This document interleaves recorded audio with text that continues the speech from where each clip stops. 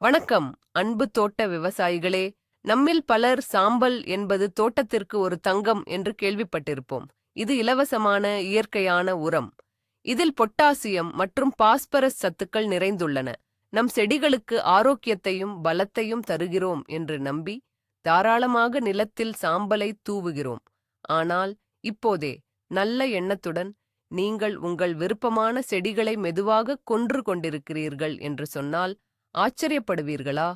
இந்த பாதிப்பில்லாத சாம்பல் தூள் சில செடிகளுக்கு உண்மையான விஷமாக மாறுகிறது என்று சொன்னால் நம்புவீர்களா? இன்றைய வீடியோவில் சாம்பலை பயன்படுத்துவதில் நாம் செய்யும் மிகவும் பொதுவான மற்றும் மிகவும் அழிவுகரமான தவறை பற்றி பார்க்கப் போகிறோம். சாம்பல் உரமிடுவது எந்தெந்த செடிகளுக்கு மரண தண்டனைக்கு சமம் என்பதற்கான முழு பட்டியலையும் நான் உங்களுக்கு காட்டுகிறேன். இறுதி வரை பாருங்கள். பலருக்கு தெரியாத ஒரு பெரிய ஆபத்திலிருந்து உங்கள் தோட்டத்தை நீங்கள் காப்பாற்றலாம். நீங்கள் இப்போது இந்த தவறைச் செய்யவில்லை என்று உறுதியாகச் சொல்ல முடியுமா? முதலில் வேதியியலின் பார்வையில் மரச் சாம்பல் என்றால் என்ன என்று பார்ப்போம். இது வெறும் எரிந்த விறகு மட்டுமல்ல. மரம் தனது வாழ்நாள் முழுவதும் சேமித்து வைத்த தாதுப் பொருட்களின் ஒரு செறிவு.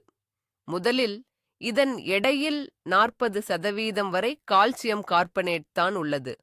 சுண்ணாம்பு மற்றும் சாக்பீஸில் காணப்படும் அதே கால்சியம் தான் இது.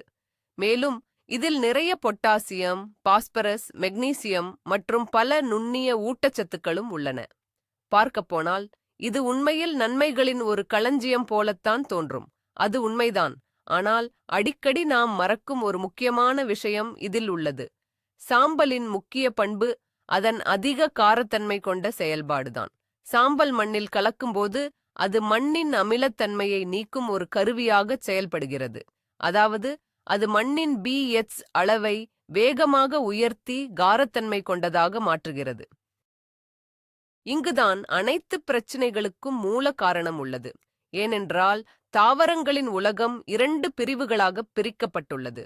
காரத்தன்மை அல்லது நடுநிலை மண்ணை விரும்புபவர்கள் மற்றும் உயிர்வாழ அமிலத்தன்மை மிகவும் அவசியமானவர்கள். இந்த இரண்டாவது பிரிவை சாம்பல் கொண்டு உரமிட முயற்சிப்பது என்பது ஒரு மீனை பாலைவனத்தில் நடக்குமாறு அழைப்பது போலாகும். விளைவு ஒரே மாதிரியாகத்தான் சோகமாக இருக்கும். அப்படியென்றால் சாம்பலை பற்றி நாம் நிரந்தரமாக புரிந்து கொள்ள வேண்டிய முக்கியமான ரகசியம் என்னவென்றால் அது மண்ணின் அமிலத்தன்மையை மாற்றும் திறன் கொண்டது என்பதே. இதை ஒரு அளவுகோல் மூலம் கற்பனை செய்து பாருங்கள். 0 14 வரை உள்ள அந்த அளவுகோலில் சுத்தமான நீரைப் போல 7 என்பது நடுநிலைச் சூழலாகும். 7ற்கு கீழே உள்ள அனைத்தும் அமிலத்தன்மை கொண்டது. அதற்கு மேலே உள்ள அனைத்தும் காரத்தன்மை ஆல்கலைன் கொண்டது. மரச் சாம்பலின் pH அளவு 10 முதல் 13 வரை இருக்கும். இது மிகவும் வலுவான காரம். நீங்கள் இதை மண்ணில் சேர்க்கும்போது நீங்கள் சாதாரண ஊட்டச்சத்துக்களை மட்டும் சேர்ப்பதில்லை. நீங்கள் உண்மையான இரசாயன வினையைத் தூண்டி மண்ணின் சமநிலையை காரத்தன்மை கொண்ட பக்கமாக மாற்றுபவர்கள் ஆகிறீர்கள். முட்டைக்கோஸ் போன்ற சில தாவரங்களுக்கு இது கொண்டாட்டம். ஆனால் மற்ற தாவரங்களுக்கு இது பெரிய சிக்கலை ஏற்படுத்தும். காரத்தன்மை மிகுந்த சூழலில் இரும்பு, மாங்கனீஸ், போரான் போன்ற பல அத்தியாவசிய ஊட்டச்சத்துக்கள் செடிகளுக்கு கிடைக்காமல் போகின்றன. சுற்றிலும் செழிப்பு இருந்தாலும் செடியின் வேதியியல் சரியில்லாததால் அதன் வேர்களால் ஊட்டச்சத்தை உறிஞ்ச முடிவதில்லை. செடி உணவிருந்தும் பசியால் வாடுகிறது. எனவே நினைவில் கொள்ளுங்கள், சாம்பல் என்பது நாம் சாதாரணமாக நினைக்கும் உரம் அல்ல. இது முதன்மையாக மண்ணின் பண்புகளை மேம்படுத்தும் சக்தி வாய்ந்த மண் மேம்படுத்தி ஆகும். இதை நாம் புத்திசாலித்தனமாக எங்கு தேவையோ அங்கு மட்டுமே பயன்படுத்த வேண்டும். இந்த சூழ்நிலையின் தீவிரத்தை புரிந்து கொள்ள மண்ணை ஒரு வீட்டின் அடித்தளமாக பார்ப்போம். சிறந்த பொருட்களை வைத்து நீங்கள் எவ்வளவு அழகான வீட்டை கட்டினாலும் அடித்தளம் சமமில்லாமல் அல்லது பொருத்தமில்லாமல் இருந்தால் அந்த வீடு சீக்கிரத்தில் அல்லது தாமதமாக கட்டாயம் சரியும். தாவரங்களுக்கும் இது அப்படியேதான் பொருந்தும்.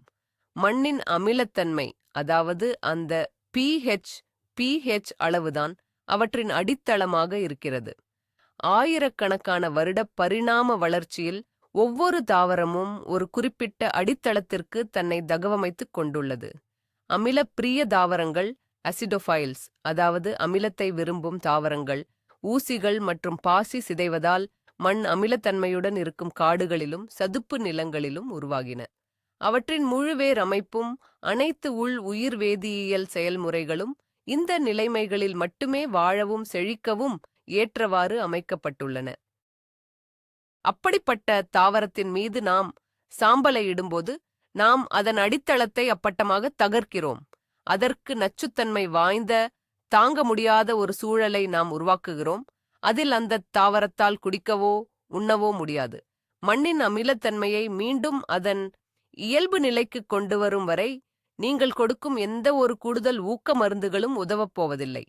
எனவே உங்கள் பயிர் நிலத்தில் எதையாவது தூவுவதற்கு முன் நீங்கள் எப்போதும் 2 கேள்விகளை கேட்டுக்கொள்ள வேண்டும். என்னிடம் இருக்கும் மண் வகை என்ன? இந்த குறிப்பிட்ட தாவரத்திற்கு பிடித்த மண் எது? சாம்பலால் அதிகம் பாதிக்கப்படும் பட்டியலில் முதலிடத்தில் இருப்பது விதிவிலக்கு இல்லாமல் அனைத்து ஊசி இலை மரங்களும் தான். உங்களது அழகான தியூஜாக்கள், ஜுனிபர்கள், ஃபிர், பைன், சைப்ரஸ் போன்ற ஊசி இலை மரங்கள் அனைத்தும் அமிலத்தன்மையை அசிடிக் நேச்சர் கடுமையாக விரும்பும் தாவரங்களாகவும் இவற்றின் இயற்கையான வாழ்விடம் என்பது நன்கு அழுகிய ஊசிகளால் நிறைந்த அமிலத்தன்மை கொண்ட தளர்வான மண்ணைக் கொண்ட காடுகளாகவும். ஊசி இலை மரங்களுக்கு அடியில் சாம்பலை இடுவது நீங்கள் செய்யும் மிகப்பெரிய தவறுகளில் ஒன்றாகும். என்ன நடக்கிறது? சாம்பலில் உள்ள காரத்தன்மை அல்கலைன் நேச்சர் இரும்பு மற்றும் மக்னீசியம் சத்துக்களை வேர்கள் உறிஞ்சுவதை தடுக்கிறது. இதன் விளைவாக தாவரங்களில் குளோரோசிஸ் எனப்படும் நோய் தொடங்குகிறது. அதாவது ஊசிகள் மஞ்சள் நிறமாக மாறத் தொடங்குகின்றன. முதலில் புதிய துளிர்களில் தொடங்கி பின்னர் மரம் முழுவதும் இது பரவுகிறது. தாவரம் பலவீனமடைந்து அதன் அடர்த்தியான பச்சை அல்லது நீல நிறத்தை இழந்து மங்கலாகவும் வாடியும் போகிறது. வளர்ச்சி குறைகிறது. நிலைமை மோசமானால் அந்த மரமே இறந்து கூட போகலாம். பெரும்பாலும் தோட்டக்காரர்கள் இந்த மஞ்சள் நிறத்தை பார்த்துவிட்டு மரத்திற்கு போதுமான ஊட்டச்சத்து கிடைக்கவில்லை என நினைத்து மீண்டும் சாம்பலை இடுகிறார்கள்.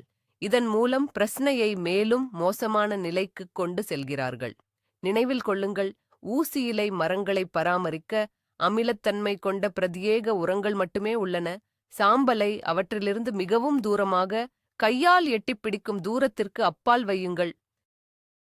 சாம்பல் தங்கள் உயிரை எடுக்கும் கொடிய எதிரியாக இருக்கும் அடுத்த தாவரங்கள் அமிலத் தோட்டங்களின் உண்மையான ராஜாக்களான ரோடோடென்ட்ரான்கள் மற்றும் அசேலியாக்கள்தான்.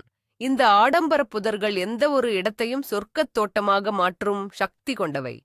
ஆனால் ஒரே ஒரு நிபந்தனை, அவை அமில மண்ணில் வளர வேண்டும். அவற்றிற்கு உகந்த pH அளவு 4.5 முதல் 5.5 வரை இருக்கும். இது மிகவும் அதிக அமிலத்தன்மை. சாம்பல் என்ன செய்யும்? அது உடனடியாக pH அளவை 8, 9 அல்லது அதற்கும் மேலாக உயர்த்திவிடும். இந்த சூழலில் ரோடோடென்ட்ரான்களுக்கு கடுமையான குளோரோசிஸ் இலை வெளுத்தல் ஏற்படும். இலைகளின் நரம்புகளுக்கு இடையில் உள்ள பகுதி வெளிர் மஞ்சள் நிறமாக கிட்டத்தட்ட வெள்ளையாக மாறிவிடும். ஆனால் நரம்புகள் மட்டும் பச்சை நிறத்தில் இருக்கும். இது செடியால் இரும்பை உறிஞ்ச முடியவில்லை என்பதற்கான தெளிவான அறிகுறி. அது உண்மையில் பட்டினியால் சாகிறது. பூக்கள் பூப்பது குறைந்துவிடும் அல்லது முற்றிலும் நின்றுவிடும். புதிய தளிர்கள் வளராது, செடி கண்முன்னே வாடிப்போகும். ஒரு கைப்பிடி சாம்பலை தூவி ரோடோடென்ட்ரானுக்கு உதவ நினைப்பது அதை அழிப்பதற்கான விரைவான மற்றும் உறுதியான வழி. இந்த அரச புதர்களின் செழிப்பான பூக்களை நீங்கள் அனுபவிக்க விரும்பினால் அவற்றின் வேர் வட்டாரத்தில் சாம்பலை பயன்படுத்துவதை முற்றிலும் மறந்துவிடுங்கள். அதற்கு பதிலாக பைன் மரப்பட்டை, ஊசி இலை தழைகளாகியவற்றைக் கொண்டு மூடாக்கு இடுங்கள்.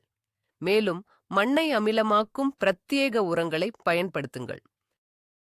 அமிலத்தை விரும்பும் தாவரங்களைப் பற்றி தொடர்ந்து பேசும்போது வேரெஸ்கோவ் குடும்பம், எரிகாசியேயி ஃபேமிலி முழுவதையும் நாம் நிச்சயம் குறிப்பிட்டாக வேண்டும். இதில் வேரஸ் மற்றும் எரிக்கா மட்டுமன்றி கிரான்பெர்ரி, ப்ரூஸ்னிகா, லிங்கான்பெர்ரி போன்ற மிகவும் பிரபலமான தாவரங்களும் அடங்கும்.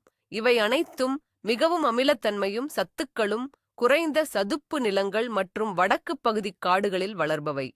இவற்றின் வேர் அமைப்பு மிகவும் தனித்துவமானது. அவை மைக்கோரைசா எனப்படும் விசேஷ பூஞ்சைகளுடன் ஒரு கூட்டு வாழ்க்கையை சிம்பியோசிஸ் மேற்கொள்கின்றன. இந்த பூஞ்சைகள்தான் தாவரத்திற்கு தேவையான சத்துக்களை எடுத்துக் கொடுக்க உதவுகின்றன. இந்த மைக்கோரைசாவால் அமிலத்தன்மை உள்ள சூழலில் மட்டுமே உயிர் வாழ முடியும். நீங்கள் எப்போது சாம்பலை கொண்டு வந்து இடுகிறீர்களோ அப்போது மண்ணின் கார pH அளவு அதிகமாகி அந்த மைக்கோரைசா பூஞ்சைகள் உடனடியாக அழிந்து விடுகின்றன. முக்கிய உதவியாளரையும் கூட்டாளியையும் தாவரம் இழக்கிறது. இதனால் சுற்றிலும் சத்துக்களும் தண்ணீரும் அதிகமாக இருந்தாலும் கூட அதனால் எதையும் உறிஞ்ச முடியாமல் போகிறது. இதன் விளைவாக அது வாட ஆரம்பித்து காய்ந்து போகிறது. நீங்கள் எத்தனை தண்ணீர் ஊற்றினாலும் பயனில்லை. வெரஸ்கோவ் குடும்பத் தாவரங்களைப் பொறுத்தவரை சாம்பல் என்பது தீங்கு விளைவிக்கும் உரம் மட்டுமல்ல, அது அவற்றின் உயிர் வாழ்வின் அடிப்படையை அழிக்கும் ஒரு இரசாயன ஆயுதமாகும். அதாவது பூஞ்சைகளுடனான அதன் மென்மையான கூட்டு வாழ்க்கையை அழித்துவிடுகிறது. எனவே உங்கள் தோட்டத்தில் இந்த அழகான மென்மையான தாவரங்கள் வளர்ந்தால் ஒன்றை நினைவில் வையுங்கள், சாம்பல்தான் அவற்றின் முதல் எதிரி. பல தோட்டக்காரர்களின் நீலக்கனவான அந்த பெரிய பூக்களைக் கொண்ட ஹைட்ரேஞ்சாவைப் பற்றி இப்போது பேசுவோம். இதன் நிறம் மாறக்கூடிய பிரம்மாண்டமான பூங்கொத்துக்களுக்காக நாம் அனைவரும் இதை விரும்புகிறோம். ஆனால் இந்த இடத்தில்தான் சாம்பல் மிக மோசமான விளைவை ஏற்படுத்தும். ஹைட்ரேஞ்சாவின் இதழ்கள் நீலமாகவோ அல்லது சயன் நிறத்திலோ இருப்பது அதன் ரகப் பண்பு அல்ல, அது ஒரு இரசாயன வினை. செடி மண்ணிலிருந்து அலுமினியத்தை உறிஞ்சுகிறது, மேலும் அமிலத்தன்மை உள்ள சூழலில் தான் அந்த அற்புதமான நீல நிறத்தைக் கொடுக்கிறது. ஹைட்ரேஞ்சா நீலமாக இருக்க வேண்டுமானால் மண்ணின் கார அமிலத்தன்மை pH 6ற்கு குறைவாக அமிலமாக இருக்க வேண்டும். நாம் சாம்பலை போடும்போது என்ன நடக்கிறது? நாம் மண்ணை உடனடியாக காரத்தன்மை கொண்டதாக மாற்றிவிடுகிறோம். காரத்தன்மை உள்ள சூழலில் அலுமினியம் ஹைட்ரேஞ்சாவுக்கு பயன்படுத்த முடியாததாகிறது. இதன் விளைவாக உங்கள் நீல மற்றும் லாவெண்டர் நிற ரகங்கள் இளஞ்சிவப்பு நிறமாக மாற ஆரம்பிக்கின்றன. ஆனால் இது பாதிப்பிரச்சினைதான். காரத்தன்மை மிகவும் அதிகமாகும்போது ரோடோடென்ட்ரான்களில் ரோடோடென்ட்ரன்ஸ் வருவது போல ஹைட்ரேஞ்சாவுக்கும் இரும்புச் சத்து குறைபாடு ஐரன் குளோரோசிஸ் ஏற்பட்டு இலைகள் மஞ்சளாகி ஒட்டுமொத்த செடியும் மிக மோசமாக உணர ஆரம்பிக்கும். எனவே நீங்கள் உண்மையான நீல நிறத்தையும் ஆரோக்கியமான செடியையும் விரும்பினால் உங்களுக்கான தேர்வு ஹைட்ரேஞ்சாவுக்கான பிரத்யேக அமிலப்படுத்திகள் மற்றும் உரங்கள்தான். சாம்பல் டப்பா உங்கள் தோட்டத்தின் இன்னொரு மூலையில் இருக்கட்டும். பழவகை பயிர்களிலேயே சாம்பலை கொஞ்சம் கூட விரும்பாத 2 முக்கியமான சுவையான வகைகள் உள்ளன. அவைதான் அவுரிப்பழம் ப்ளூபெர்ரி மற்றும் லிங்கோன்பெர்ரி. பல தோட்டக்காரர்கள் இந்த ஆரோக்கியமான பழங்களை தங்கள் நிலத்தில் வளர்க்க முயற்சிக்கும்போது மண்ணின் அமிலத்தன்மை சரியாக இல்லாததால் தோல்வியை சந்திக்கிறார்கள். தோட்ட அவுரிப்பழம் அல்லது உயரமான ப்ளூபெர்ரி செடி அதன் இயல்பான வளர்ச்சிக்கு மிகவும் அமிலத்தன்மை கொண்ட மண்ணை விரும்புகிறது. அதாவது அதன் pH அளவு 3.5 முதல் 4.5 வரை இருக்க வேண்டும். இது கிட்டத்தட்ட உச்சபட்ச சூழ்நிலைதான். ஆனால் இந்த சூழலில் அது அற்புதமாக வளரும். செடிகள் வலுவாக இருக்கும், இலைகள் அடர் பச்சையாக மாறும், மேலும் விளைச்சலும் அபரிமிதமாக கிடைக்கும். ஆனால் நீங்கள் அந்த செடியின் வேர்ப்பகுதியில் சாம்பலை இட்டவுடன் அதன் மெதுவான அழிவு தொடங்குகிறது. சாம்பலில் உள்ள காரத்தன்மை எதிர்வினை ஆல்கலைன் ரியாக்ஷன் அதன் ஊட்டச்சத்து உறிஞ்சும் அமைப்பை முற்றிலுமாக தடுத்து நிறுத்திவிடுகிறது. உடனே இலைகள் சிவப்பாகவும் மஞ்சள் நிறமாகவும் மாற ஆரம்பித்து செடியின் வளர்ச்சி நின்று போகிறது. பழங்கள் காய்க்காமல் போகலாம் அல்லது சிறியதாகவும் சுவையற்றதாகவும் மாறிவிடும். இறுதியாக அந்த செடி முற்றிலும் வாடி இறந்து விடுகிறது. இதே நிலைதான் லிங்கன்பெர்ரிக்கும் அதன் நெருங்கிய உறவினரான கிரான்பெர்ரி பழத்திற்கும் பொருந்தும். இந்த 2 பழங்களும் அமிலத்தன்மை நிறைந்த கரிசல் நிலங்கள் அல்லது சதுப்பு நிலங்களில் மட்டுமே வாழக்கூடியவை. சாம்பலை பயன்படுத்தி இவற்றை சாதாரண தோட்ட மண்ணில் வளர்க்க முயற்சிப்பது நிச்சயம் தோல்வியில்தான் முடியும். அதனால் இந்த செடிகளுக்காக பீட் மாஸ், மணல் மற்றும் ஊசி இலை தாவரங்களின் உதிர்ந்த இலைகள் ஆகியவற்றைக் கொண்டு பிரத்யேகமாக அமிலத்தன்மை கொண்ட ஒரு வளரும் ஊடகத்தை நாம் தயாரிக்க வேண்டும். நமது தோட்டத்தின் நிழலான மூலைகளை பார்ப்போம். அங்கேதான் நாம் காட்டிலிருந்து கொண்டு வந்த அல்லது காட்டின் குளிர்ச்சியோடு தொடர்புடைய வன விருந்தாளிகள் என்று அழைக்கப்படும் தாவரங்கள் பெரும்பாலும் வளர்கின்றன. உதாரணத்திற்கு மென்மையான அல்லி மலர்கள் லிலி ஆஃப் த வேலி, அழகான பிரணிகள் ஃபர்ன்ஸ், குப்பேனா, சாலமன்ஸ் சீல் மற்றும் டைகென்ட்ரா, டிசென்ட்ரா அல்லது உடைந்த இதயம், புரோக்கன் ஹார்ட் போன்ற செடிகளை கூறலாம். இவை அனைத்தும் இயற்கையில் மரங்களின் அடர்ந்த நிழலில் பல ஆண்டுகளாக கொட்டிய இலைகள் மற்றும் பைன் ஊசிகளின் அடுக்கால் உருவான மண்ணில் வளர்பவை. இந்த வனக்கழிவுகள் மட்கும்போது மண்ணில் லேசான அமிலத்தன்மை அல்லது அமிலத்தன்மையை உருவாக்குகின்றன. இந்தச் செடிகள் மரபணு ரீதியாகவே இத்தகைய அமிலச் சூழலுக்கு ஏற்றவாறு தங்களை தகவமைத்துக் கொண்டவை. அவற்றின் மெல்லிய, உணர்திறன் கொண்ட வேர்கள் சாம்பல் சேர்ப்பதால் உருவாகும் காரத்தன்மையை அல்கலைன் தாங்கும் திறனற்றவை. நீங்கள் சாம்பலைக் கொண்டு உரமிட்டால் அந்தச் செடிகள் வாடி, இலைகள் மஞ்சளாகி சில சமயங்களில் அழிந்து போகவும் வாய்ப்புள்ளது. இதில் பெரணிகள், ஃபர்ன்ஸ் மிகவும் உணர்திறன் கொண்டவை.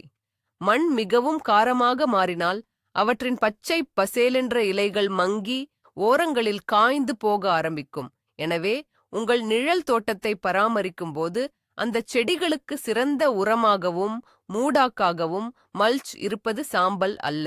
அதற்கு பதிலாக தரமான உரம், கம்போஸ்ட், வனமண் அல்லது நன்கு மக்கிய இலைகள் போன்றவையே சிறந்தது. நாம தோட்டத்துக்குப் போவோம். அங்கே சாம்பலுக்கு பிடிக்காத இன்னொரு செடி இருக்கு. அதுதான் புளிச்சக்கீரை. அதோட தனித்துவமான புத்துணர்ச்சி தரும் புளிப்புச் சுவைக்காகத்தான் நம்ம எல்லோருக்கும் அதை பிடிக்கும். இது கீரை குழம்புகளுக்கு ரொம்ப நல்லா இருக்கும். ஆனா அந்த புளிப்பு எங்கிருந்து வருதுன்னு நீங்க யோசிச்சதுண்டா? அதுக்கும் மண்ணின் அமிலத்தன்மைக்கும் அசிடிட்டி நேரடி தொடர்பு இருக்கு. புளிச்சக்கீரைக்கு அமிலத்தன்மை கொண்ட மண்ணா ரொம்ப இஷ்டம். அது வெறுமனே விரும்பவில்லை, அது அதை ஆராதிக்கிறது என்று கூட சொல்லலாம். அப்படிப்பட்ட மண்ணில தான் அது தன் இலைகளில் ஆக்சாலிக் அமிலத்தை, ஆக்சாலிக் அசிடு சேர்த்து வைத்து நமக்கு அந்த சரியான புளிப்பு சுவையை கொடுக்குது. ஒருவேளை நீங்க புளிச்சக்கீரை செடிக்கு வழக்கமா சாம்பலை போட ஆரம்பிச்சா நீங்க ஒரே நேரத்துல 2 பெரிய தவறுகளை செய்றீங்க. முதலாவதாக, நீங்க மண்ணின் காரத்தன்மையை, அல்கலைனிட்டி அதிகமாக்குறீங்க. இதற்கு புளிச்சக்கீரை மிக மோசமாக எதிர்வினையாற்றும். அதோட வளர்ச்சி குறைஞ்சிடும், இலைகள் சின்னதாகவும் கடினமாகவும் மாறிவிடும். இரண்டாவதாக, அது அதோட சுவை தரத்தை இழந்துடும், புளிப்புத்தன்மை போயிடும், இலைகள் வெறும் சப்பில்லாததாவும் பிளாண்ட், பயனற்றதாவும் ஆகிடும். அடிப்படையில நீங்க அந்த செடியோட முக்கியமான மதிப்பையே அழிச்சிடுறீங்க. அதனால வசந்த காலம் முதல் இலையுதிர் காலம் வரைக்கும் நல்லா சதைப்பிடிப்புள்ள, சுவையான, புளிப்பான புளிச்சக்கீரை உங்களுக்கு வேணும்னா அதுக்கு அடியில சாம்பலை பயன்படுத்தவே கூடாது. அதுக்கு பதிலா நீங்க பீட் மாஸ் வைத்து மூடாக்கு போடுவது அல்லது லேசாக அமிலத்தன்மை சேர்க்கப்பட்ட தண்ணீரால் பாய்ச்சுவது அதுக்கு ரொம்ப பிடிக்கும். தோட்டத்தில் சாம்பல் பயன்படுத்துவதால் அதிகம் பாதிக்கப்படும்.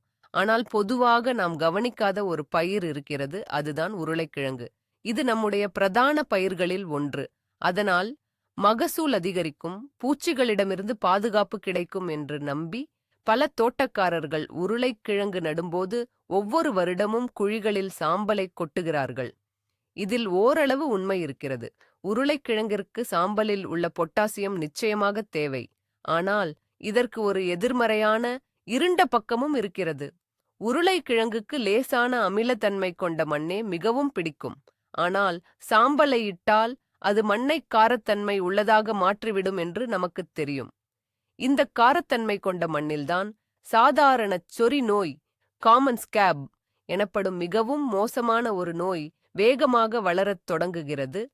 உருளைக்கிழங்கின் தோற்றத்தையும் சுவையையும் கெடுக்கும் அந்த அசிங்கமான புண்கள், மேடு பள்ளங்கள் இதனால்தான் வருகின்றன. இந்த நோய்க்கான வித்துக்கள் கிட்டத்தட்ட எல்லா மண்ணிலும் இருக்கும். ஆனால் அமிலத்தன்மை கொண்ட மண்ணில் அவை செயலில் இல்லாமல் இருக்கும். நீங்கள் சாம்பலை இட்டவுடன் அந்த சொறி நோய் பெருகி வளர சரியான சூழ்நிலையை நீங்களே உருவாக்கி விடுகிறீர்கள். இதன் விளைவாக உங்களுக்கு அதிக மகசூல் கிடைத்தாலும் உருளைக்கிழங்குகள் அனைத்தும் நோயால் தாக்கப்பட்டிருக்கும். எனவே உருளைக்கிழங்குக்கு சாம்பலை இடும் விஷயத்தில் மிகவும் கவனமாக இருக்க வேண்டும். மிகக் குறைந்த அளவுகளில், அதுவும் மிகவும் அமிலத்தன்மை கொண்ட மண்ணில் மட்டுமே அதை பயன்படுத்தலாம். நடுநிலை அல்லது லேசான காரத்தன்மை கொண்ட மண்ணாக இருந்தால் சாம்பலை முற்றிலும் தவிர்த்துவிட்டு அதற்கு பதிலாக பொட்டாசியம் சல்பேட்டை, பொட்டாசியம் சல்பேட் பயன்படுத்துவது சிறந்தது. இப்போது அதிகம் விவாதிக்கப்படும் ஒரு விஷயத்தை பார்ப்போம்: தக்காளியும் சாம்பலும். இணையத்திலும் தோட்டப் பராமரிப்பாளர்கள் மத்தியிலும் இது குறித்த விவாதங்கள் பெரிய அளவில் நடந்து கொண்டிருக்கின்றன. சிலர் சாம்பல் தான் தக்காளிக்கு மிகச்சிறந்த உரம் என்கிறார்கள். மற்றவர்களோ அது தீங்கு விளைவிக்கும் என்று வாதிடுகிறார்கள். உண்மை எப்போதும் போல நடுவில்தான் இருக்கிறது. அது உங்களுடைய நிலத்தின் மண் வகையை பொறுத்தது. தக்காளிச் செடிகளுக்கு நுனி அழுகல் நோயை தடுக்க கால்சியமும் பழங்களின் சுவைக்காக பொட்டாசியமும் தேவைப்படுகிறது. இவை இரண்டும் சாம்பலில் உள்ளன என்பதில் சந்தேகமில்லை. ஆனால் அவை pH 6 முதல் 7 வரையிலான சற்று அமிலத்தன்மை கொண்ட அல்லது நடுநிலையான மண்ணைத்தான் விரும்புகின்றன. உங்களுடைய மண் இயற்கையாகவே அமிலத்தன்மை கொண்டதாகவோ அல்லது கரிசல் நிலமாகவோ இருந்தால் கொஞ்சமான சாம்பலை இடுவது தக்காளிக்கு உண்மையிலேயே நன்மை பயக்கும். ஏனெனில் அது சத்துக்களை வழங்குவதுடன் மண்ணின் அமிலத்தன்மையை சரியான அளவுக்கு குறைக்கும். ஆனால் உங்களுடைய மண் ஏற்கெனவே நடுநிலையாகவோ அல்லது லேசாக காரத்தன்மை கொண்டதாகவோ இருந்தால் கூடுதலாக சாம்பல் இடுவது பெரும் தவறு. இது pH அளவை மிகவும் உயர்த்திவிடும். இதனால் தக்காளிச் செடிகளுக்கு பிற அத்தியாவசிய ஊட்டச்சத்துக்கள், முக்கியமாக போரான் மற்றும் மாங்கனீஸ், கிடைப்பது தடைபடும். இதன் விளைவாக காய்கள் உதிர்வது, இலைகள் வடிவமிழந்து போவது மற்றும் செடிகளின் ஒட்டுமொத்த வளர்ச்சி குன்றுவது போன்ற பாதிப்புகள் ஏற்படும்.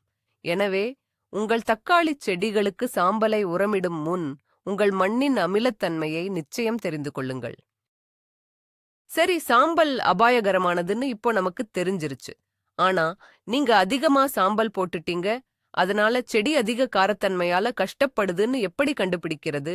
செடியே நமக்கு தெளிவான சில காட்சி அறிகுறிகளை காட்டும். முதல் மற்றும் மிக முக்கியமான அறிகுறி: இலை நரம்புகளுக்கு இடையேயான வெளிறல், குளோரோசிஸ். இலையை நல்லா பாருங்க. இலை பரப்பு நரம்புகளுக்கு இடைப்பட்ட பகுதி மட்டும் லேசான பச்சை, மஞ்சள் அல்லது வெள்ளை நிறமாக மாறி நரம்புகள் மட்டும் அடர் பச்சையாக இருந்தால் அதுதான் அந்த பிரச்சனை. காரத்தன்மை அதிகமுள்ள மண்ணில் செடிக்கு கிடைக்க வேண்டிய இரும்புச் சத்து அல்லது மாங்கனீசு சத்துக்கள் தடைபட்டு செடிக்கு கிடைக்காமல் போயிடுது. இரண்டாவது அறிகுறி: ஒட்டுமொத்த வளர்ச்சி குன்றுதல் மற்றும் தளர்ச்சி. செடி பலவீனமாக தெரியும். புதுக்கிளைகள் மெதுவாக மெலிந்து வலுவில்லாமல் வளரும். மூன்றாவது அறிகுறி: நிறமாற்றம். ஏற்கனவே சொன்னது போல நீல நிற ஹைட்ரேஞ்சஸ் செடிகள் சிவப்பாக மாறத் தொடங்கும். மேலும் ஊசி இலை மரங்களின் ஃபோலியேஜ் அடர் பச்சை நிறம் மங்கி வெளிரிய மஞ்சள் நிறமாக மாறிவிடும். நான்காவது, மோசமான பூக்கும் மற்றும் காய்க்கும் திறன். பூக்கள் விரியாமல் மொட்டுகளாகவே உதிர்ந்து போகலாம், அல்லது காய்கள் அல்லது பிஞ்சுகள் உருவாகாமல் போகலாம். சாம்பலிட்ட பிறகு இந்த அறிகுறிகளில் ஒன்றை நீங்கள் கவனித்தால் கூட நீங்கள் உடனடியாக எச்சரிக்கை அடைய வேண்டும். மேலும் செடியை காப்பாற்ற அவசர நடவடிக்கை எடுக்க வேண்டும். மிக பரவலாக இருக்கும் ஆனால் ஆபத்தான ஒரு கட்டுக்கதையை இன்று உடைப்போம். அந்த கட்டுக்கதை என்னவென்றால், சாம்பல் என்பது அங்ககப் பொருள், அது இயற்கையானது என்பதால் அது தீங்கு செய்யவே செய்யாது. இந்த கூற்று முற்றிலும் தவறானது. மேலும் இது பல தவறுகளுக்கு வழிவகுக்கிறது. சாம்பல் மரக்கட்டைகள் போன்ற அங்கக பொருட்களில் இருந்துதான் உருவாகிறது என்பதில் சந்தேகமில்லை. ஆனால் எரிக்கும்போது அதிலுள்ள அனைத்து அங்கக பொருட்களும், அதாவது கரிமச் சேர்மங்கள், புகையாகவும் கார்பன் டை ஆக்சைடாகவும் வெளியேறி விடுகின்றன. மீதமிருப்பது அங்ககப் பொருள் அல்ல, அது செறிவூட்டப்பட்ட கனிம உப்புகளின் கலவை. அதன் தன்மை மற்றும் செயல்பாட்டின் அடிப்படையில் பார்த்தால் சாம்பல் என்பது சுண்ணாம்பு அல்லது டோலோமைட் மாவு போன்ற கனிம உரங்கள் மற்றும் வேதிச் சீராக்கிகளுக்கு மிக நெருக்கமானது. கடலிலிருந்து எடுக்கும் சமையல் உப்பை அங்ககப் பொருள் என்று சொல்வது போலத்தான் சாம்பலை அங்ககப் பொருள் என்று சொல்வதும். மட்கு உரம், தொழு உரம் மற்றும் மக்கிப்போன பொருட்கள் மட்டுமே உண்மையான அங்ககப் பொருட்கள். இவைதான் தாவரங்களுக்கு மென்மையாக ஊட்டமளித்து மண்ணின் அமைப்பை மேம்படுத்தி மண்புழுக்கள் மற்றும் பயனுள்ள நுண்ணுயிர்களுக்கு உணவாக இருக்கின்றன. ஆனால் சாம்பலோ ஒரு வேதி வினைப்பொருள் போல மிக தீவிரமாகவும் வேகமாகவும் செயல்பட்டு மண்ணின் கார அமிலத்தன்மை pH மற்றும் உப்பின் அமைப்பை மாற்றிவிடுகிறது. எனவே நாம் சாம்பலை பாதிப்பில்லாத இயற்கை சேர்க்கை என்று பார்க்காமல் ஒரு சக்தி வாய்ந்த இரசாயனப் பொருளாகவே கருதி அதற்கேற்ப பயன்படுத்த வேண்டும். முதல் தவறைப் போலவே ஆ செடிகளை கெடுக்கும் இரண்டாவது கட்டுக்கதை என்னவென்றால், எவ்வளவு சாம்பல் சேர்த்தாலும் மண்ணுக்கு தீங்கு இல்லை. நிறைய தோட்டக்காரர்கள் அதிகம் என்றால் நல்லது என்ற கொள்கையில் செயல்படுகிறார்கள். ஒரு கைப்பிடி சாம்பல் நல்லது என்றால் ஒரு வாளி இன்னும் சிறந்தது என்று நினைக்கிறார்கள். இது ஒரு மிகப்பெரிய தவறு. அதிகப்படியான சாம்பல் மிகவும் வளமான மண்ணை கூட அடுத்த பல வருடங்களுக்கு பயனில்லாத காரத்தன்மையுள்ள பாலைவனமாக மாற்றிவிடும். அதிக சாம்பல் இடுவதால் மண்ணில் உப்புத்தன்மை அதிகரிக்கிறது. தாது உப்புகளின் செறிவு மிகவும் அதிகமாகி விடுவதால் வேர்களால் தண்ணீரை உறிஞ்சவே முடியாது. அதிக ஆஸ்மோட்டிக் அழுத்தத்தின் காரணமாக மண் ஈரமாக இருந்தாலும் செடிகள் வாட ஆரம்பித்து காய்ந்துவிடும். மேலும் சாம்பலில் உள்ள அதிகப்படியான பொட்டாசியம் மற்றும் கால்சியம், மெக்னீசியம் மற்றும் போரான் போன்ற மற்ற முக்கியமான ஊட்டச்சத்துக்களை செடிகள் எடுப்பதை தடுத்து விடுகிறது. இந்த சத்து சமநிலையின்மை செடிகளின் நோய் மற்றும் அழிவுக்கு வழிவகுக்கிறது. இந்த பொன் விதியை மறக்காதீர்கள். தோட்டக்கலையில் அதிகம் போடுவதை விட குறைவாக போடுவது எப்போதும் சிறந்தது. சாம்பல் இடுவதற்கான அதிகபட்ச பாதுகாப்பான அளவு என்னவென்றால், ஒரு சதுர மீட்டருக்கு ஒரு டம்ளர் மட்டுமே. அதுவும் அமிலத்தன்மை உள்ள மண்ணுக்கு மட்டுமே. அதுவும் ஒவ்வொரு வருடமும் கொடுக்கக்கூடாது. சாம்பலை பற்றிய பயங்கரங்களை மட்டுமே பேசி இந்த வீடியோவை முடிப்பதற்கு முன் நாம் உண்மையை பேசுவோம். ஏனெனில் பல செடிகளுக்கு சாம்பல் என்பது ஆரோக்கியத்தின் அமுதமாகவும் சிறந்த நண்பனாகவும் உள்ளது. இந்த அதிர்ஷ்டசாலிகள் யார்? முதலில் அனைத்து வகையான முட்டைக்கோஸ்களும் தான். அதாவது தலைக்கோஸ், காலிஃப்ளவர், புரோக்கோலி மற்றும் கோல்ராபி. இவை காரத்தன்மை அல்கலைன் உள்ள மண்ணை விரும்புகின்றன. சாம்பல் இவற்றுக்கு ஊட்டச்சத்தை அளிப்பதுடன் பயங்கரமான பூஞ்சை நோயான கிலா, கிளப்ரூட் நோயிலிருந்தும் பாதுகாக்கிறது. பீட்ரூட் மற்றும் கேரட் வகைகளும் சாம்பலை இட்டால் பெரிய மற்றும் இனிப்பான அறுவடையை தரும். வெள்ளரி, பூசணி, சுரைக்காய் மற்றும் பாட்டிசன் வகைகள் ஆகியவற்றிற்கு அளவான சாம்பல் இடுவது பயன் தரும். இது காய் பிடிப்பதற்கு தேவையான பொட்டாசியம் அளிக்கும். பழ வகைகளைப் பொறுத்தவரை கருப்பு திராட்சை, பிளாக் கரண்ட் மற்றும் நெல்லிக்காய், கூஸ்பெரி ஆகியவை சாம்பலை அதிகம் விரும்புகின்றன.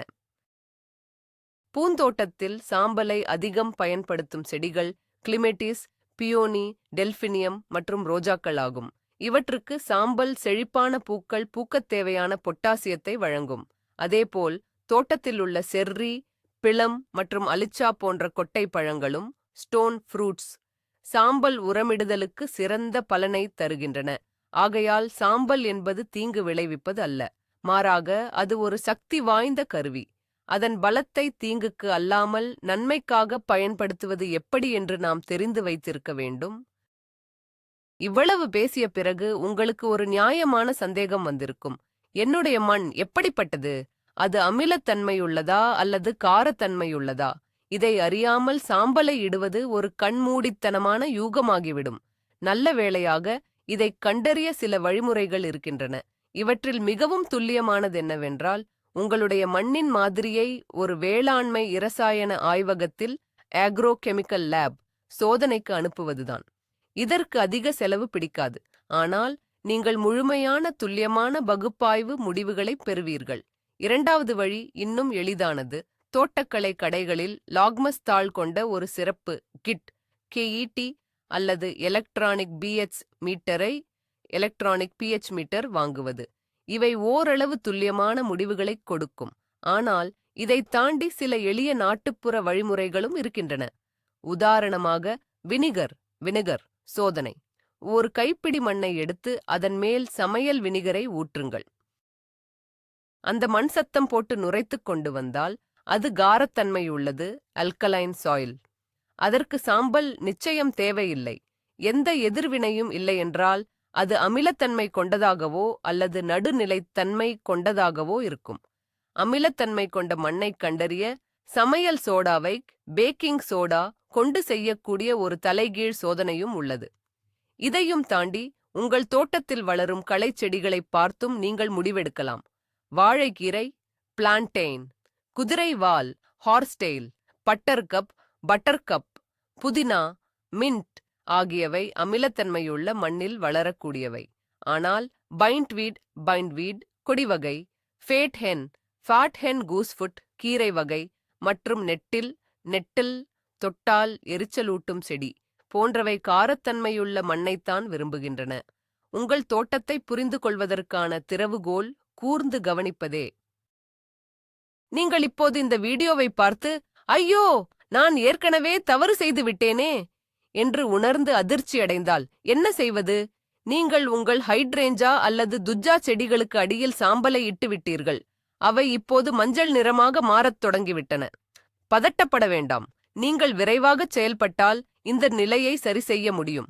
இது ஒரு அவசர கால மீட்பு நடவடிக்கை. முதலில் சாம்பல் போடப்பட்ட மேல் மண் அடுக்கை முடிந்தவரை அகற்ற வேண்டும். இதைச் செய்ய முடியாவிட்டால் செடியின் அடிப்பகுதியை சுற்றி சுத்தமான நீரால் நிறைய ஊற்ற வேண்டும். இது மண்ணில் உள்ள அதிகப்படியான காரத்தை, சாம்பலின் காரத்தன்மையை ஆழமான அடுக்குகளுக்கு கடத்திவிடும்.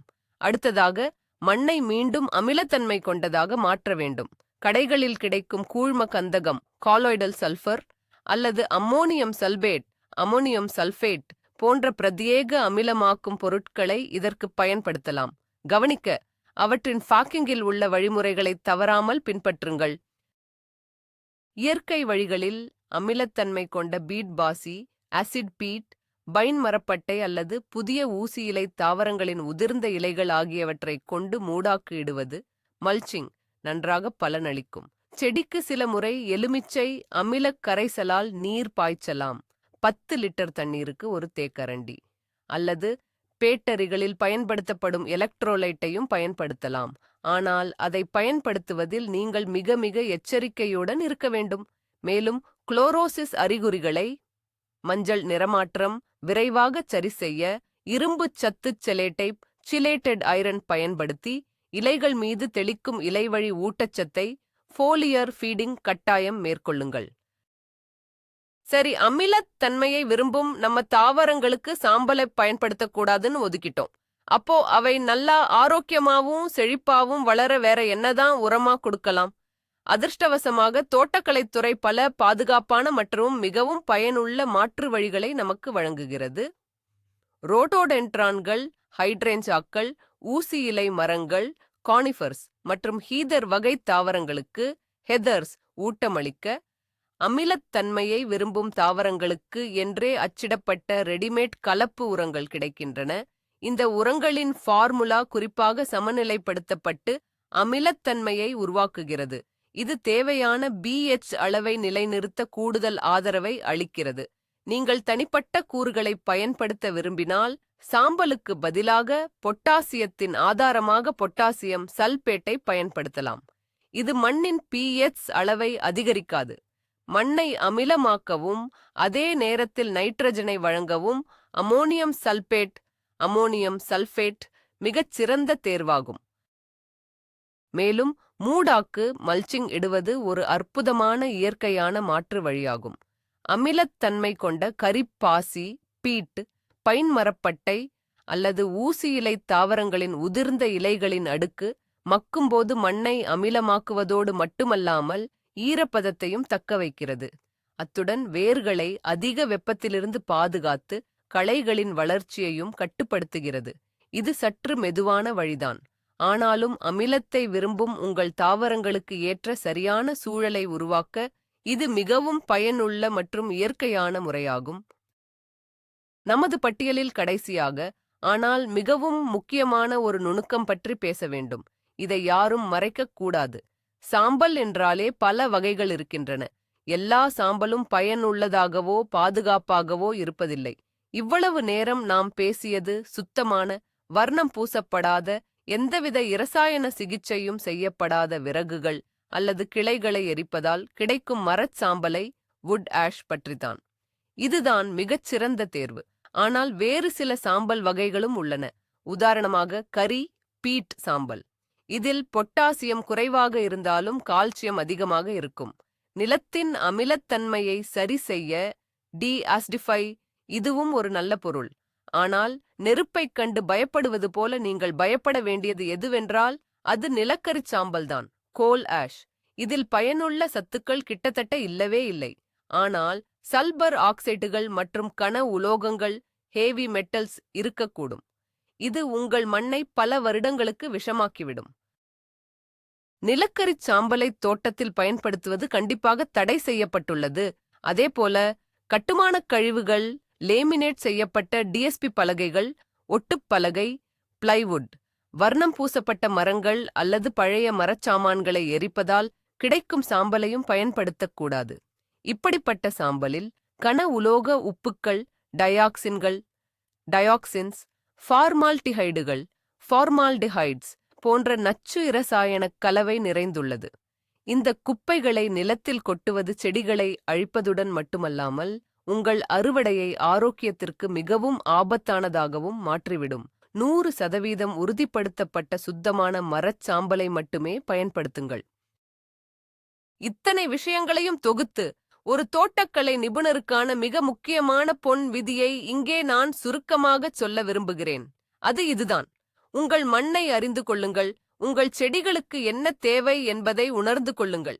தோட்டக்கலை என்பது எல்லா சூழலிலும் எல்லா நேரத்திலும் கை கொடுக்கும் ஒரு பொதுவான மந்திரம் அல்ல. இது அறிவு, கூர்ந்து கவனிக்கும் திறமை ஆகியவற்றை வேண்டி நிற்கும் ஒரு சிந்தனைமிக்க மற்றும் படைப்புத்திறன் மிக்க செயல்பாடு ஆகும். மிகவும் பரவலான ஆலோசனையாக இருந்தாலும் கூட அதை கண்மூடித்தனமாக செயல்படுத்தும் முன் ஒரு நிமிடம் நின்று நிதானமாக சிந்தியுங்கள். உங்கள் நிலத்தில் இருக்கும் மண் என்ன? நீங்கள் வளர்க்கும் செடிகள் எவை? அவற்றின் பிரத்யேக தேவைகள் என்னென்ன? சாம்பல், மரம் அல்லது விறகு சாம்பல் என்பது ஒரு வரமும் அல்ல, சாபமும் அல்ல. அது ஒரு தோட்டக்கலை நிபுணரின் கையில் உள்ள ஆற்றல் வாய்ந்த கருவி. திறமையான கைகளில் இது அதிகபட்ச விளைச்சலைத் தரும், முட்டைக்கோசை அறுவடை செய்ய உதவும் அல்லது பியோனிப் பூக்களை பூத்துக் குலுங்கச் செய்யும். அதே சமயம் அனுபவமற்ற அல்லது கவனமில்லாத ஒருவரால் பயன்படுத்தப்பட்டால் அது சில பருவங்களிலேயே பைன் போன்ற கூம்பு வடிவ மரங்களின் தொகுப்பையோ அல்லது நீங்கள் ஆசையாக வளர்க்கும் நீல நிற ஹார்டென்சியா செடியையோ முழுமையாக அழித்துவிடவும் கூடும். எனவே தகவல்களைப் பற்றி தெரிந்து கொள்ள சோம்பேறித்தனப்படாமல் இருங்கள். மண்ணின் அமிலத்தன்மையைச் சோதியுங்கள். உங்கள் பச்சை நிறச் செல்லப் பிள்ளைகளை கூர்ந்து கவனியுங்கள். அப்படி நீங்கள் செய்தால் உங்கள் தோட்டம் நன்றி உணர்வுடன் உங்களுக்கு ஆரோக்கியத்தையும் அற்புதமான அழகையும் பரிசாக திருப்பிக் கொடுக்கும். சிந்தனையுடன் செயல்படும் தோட்டக்காரரே உண்மையில் வெற்றி காணும் தோட்டக்காரர். சரி நண்பர்களே, சாம்பலை பற்றிய ஒரு பெரிய கட்டுக்கதையை இன்று நாம் முழுமையாக உடைத்துவிட்டோம். இது தீங்கு விளைவிக்காத வெறும் வைட்டமின் அல்ல. இது நன்மை செய்யக்கூடியதும் அதே சமயம் நிரந்தரமாக சேதப்படுத்தக்கூடியதுமான ஒரு சக்தி வாய்ந்த இரசாயனப் பொருள் என்பதை நீங்கள் இப்போது அறிவீர்கள். சாம்பலின் முக்கிய ஆபத்து அதன் கடுமையான காரத்தன்மையில்தான் உள்ளது. இது அமிலத்தை விரும்பும் அனைத்து தாவரங்களுக்கும் விஷம் போன்றது. சாம்பலின் முக்கிய எதிரிகளை நினைவில் கொள்ளுங்கள். இவை அனைத்து ஊசியிலை தாவரங்கள்: கானிஃபர்ஸ், ரோட்டோடென்ட்ரான், அசேலியா, ஹைட்ரேஞ்சா, ஹீதர்ஸ், அவுரிநெல்லிகள், ப்ளூபெர்ரி, மேலும் புளிச்சக்கீரை மற்றும் உருளைக்கிழங்கு போன்ற சில காய்கறி பயிர்களும் இதில் அடங்கும். உங்கள் மண்ணின் அமிலத்தன்மை பற்றி தெரியாமல் சாம்பலை பயன்படுத்துவது நெருப்புடன் விளையாடுவதற்குச் சமம். இதில் நீங்கள் உங்கள் தோட்டத்தில் உள்ள மிக மதிப்புமிக்க தாவரங்களை இழக்க நேரிடும். இந்த வீடியோ உங்களுக்கு பெரிய தவறுகளைத் தவிர்க்க உதவும் என்றும் உங்கள் தோட்டத்தை மேலும் அழகாக்கும் என்றும் நம்புகிறேன். கடைசி வரை பார்த்ததற்கு நன்றி. இந்த வீடியோ உங்களுக்கு பயனுள்ளதாக இருந்தால் தயவு செய்து லைக் செய்யுங்கள். மேலும் புதிய வீடியோக்களை தவறவிடாமல் பார்க்க எங்கள் சேனலுக்கு சப்ஸ்கிரைப் செய்து மறக்காமல் பெல் ஐகானையும் அழுத்துங்கள். இப்போது உங்களுக்கான ஒரு கேள்வி: சாம்பலின் எதிர்மறை விளைவுகளை நீங்கள் உங்கள் தாவரங்களில் சந்தித்ததுண்டா? உங்கள் தோட்டத்தில் எந்தெந்த பயிர்கள் மிகவும் உணர்திறன் கொண்டவையாக இருந்தன? உங்களின் மதிப்புமிக்க அனுபவங்களை கமெண்டுகளில் பகிர்ந்து கொள்ளுங்கள். நாம் ஒன்றாக கற்றுக்கொள்வோம்.